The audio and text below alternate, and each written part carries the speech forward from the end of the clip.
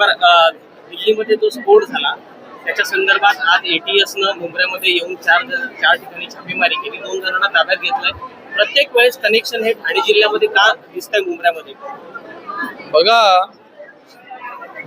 वेगवेगळ्या भागामध्येच आहे ह्या गतिविधी ज्या आहेत ते सुरू असतात. आणि मला वाटतं बॉम्बस्फोट झाला आणि त्याच्या 36 तासामध्ये जे आहे हे आरोपीला पकडण्याचं काम जे आहे हे पोलिसांनी ATSने केलेलं आहे. मला वाटतं खूप मोठी गोष्ट आहे.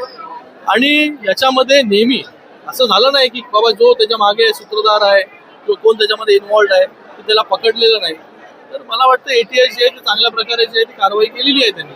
पण मुंबईमध्ये प्रत्येक वेळेस अशा सगळ्या घटना घडतात, त्याचे सूत्रधार किंवा लोक तिथे राहतात. काय सूचना करायला या सगळ्या गोष्टी? मला वाटतं पोलिसांनी असेल ATSने असेल या ठिकाणी देखील पूर्णपणे एक सर्च मोहीम जी आहे ती केली पाहिजे की अशा प्रकारच्या गतिविधींचं लिंक जे आहे ते मुंब्र्याशी काय. कडू बोल वृत्तवाहिनी, सत्याचा कडवट आवाज.